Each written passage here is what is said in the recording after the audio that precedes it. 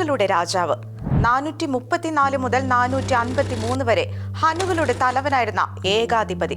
ദൈവത്തിന്റെ ശിക്ഷ എന്നാണ് അയാളെ എതിരാളികൾ വിളിച്ചിരുന്നത്. രക്തവും നാശവും കൊണ്ട് സാമ്രാജ്യങ്ങളെ തകർക്കുന്നതിലായിരുന്നു അയാളുടെ വിനോദം. അങ്ങനെയിരിക്കെ അയാൾ 452 റോമിന് നേരെ വലിയൊരു പടയൊരുക്കം നടത്തി.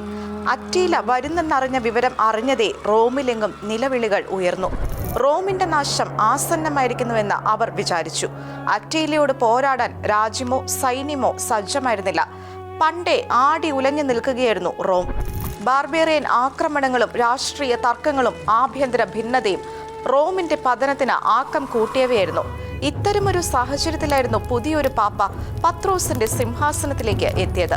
ലയോ ഒന്നാമൻ എന്നായിരുന്നു അദ്ദേഹത്തിന്റെ പേര്. അറ്റീല വരുന്ന വിവരം ലയോ പാപ്പയും അറിഞ്ഞു.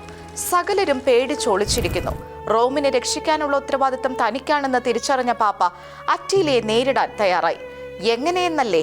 കരബലത്താലോ ആയുധബലത്താലോ അല്ല അദ്ദേഹം അറ്റീലയ്ക്ക് നേരെ നടന്നത്, മറിച്ച് ആത്മാവിന്റെ പ്രവർത്തനത്താലായിരുന്നു.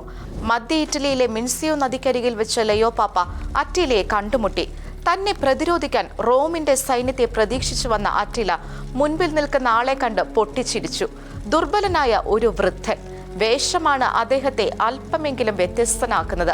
പക്ഷേ ആ ജ്ഞാനവൃദ്ധന്റെ അധരങ്ങളിൽ നിന്ന് വന്ന വാക്കുകൾ അറ്റീലയെ സ്തബ്ധനാക്കി. അറ്റീലയുടെ കണ്ണുകളിലേക്ക് നോക്കി ലയോ പാപ്പ പറഞ്ഞത് ഇങ്ങനെയായിരുന്നു: ഒരു കാലത്ത് ലോകം കീഴടക്കിയിരുന്ന റോമിലെ ജനങ്ങൾ ഇപ്പോൾ കീഴടക്കപ്പെട്ടവരായിരിക്കുന്നു.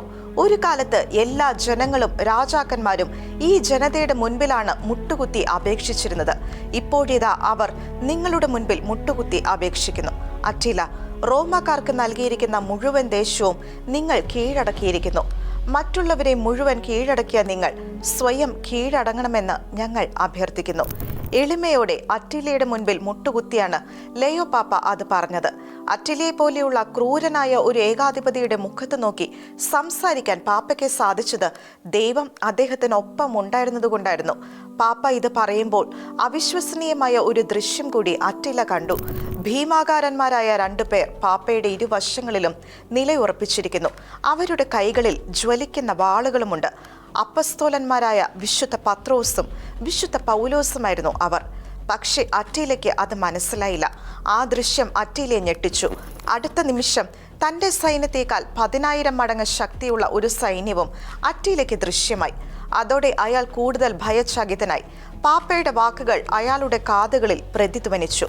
പെട്ടെന്ന് അറ്റീല പാപ്പയെ കൈപിടിച്ച് എഴുന്നേൽപ്പിച്ചു. ഇനി ഒരിക്കലും താൻ റോം ആക്രമിക്കുകയില്ലെന്ന് അയാൾ പാപ്പയ്ക്ക് വാക്ക് നൽകി. പിന്നീട് തന്റെ സൈന്യവുമായി അയാൾ പിന്തിരിഞ്ഞു. ലയോ ഒന്നാമൻ പാപ്പ വിശ്വാസത്തിന്റെ മനുഷ്യനായിരുന്നു. സ്വർഗത്തിലെ അദൃശ്യ ശക്തിയിൽ വിശ്വാസം അർപ്പിക്കാൻ മാത്രം അദ്ദേഹം എളിമയുള്ള മനുഷ്യനുമായിരുന്നു. ഈ സംഭവത്തെ തുടർന്നാണ് ലയോ പാപ്പയെ ലയോ ദ ഗ്രേറ്റ് എന്ന് വിശേഷിപ്പിക്കാൻ ആരംഭിച്ചത്.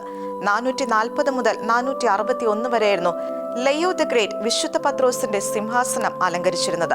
സൈനിക ശക്തിയും ആധിപത്യ സ്വഭാവവും കണ്ടല്ല, ധാർമ്മിക ബോധ്യവും ദൈവവിശ്വാസവും കണ്ടാണ് ലയോ ദ ഗ്രേറ്റ് റോമിനെയും സഭയെയും ഭരിച്ചത്.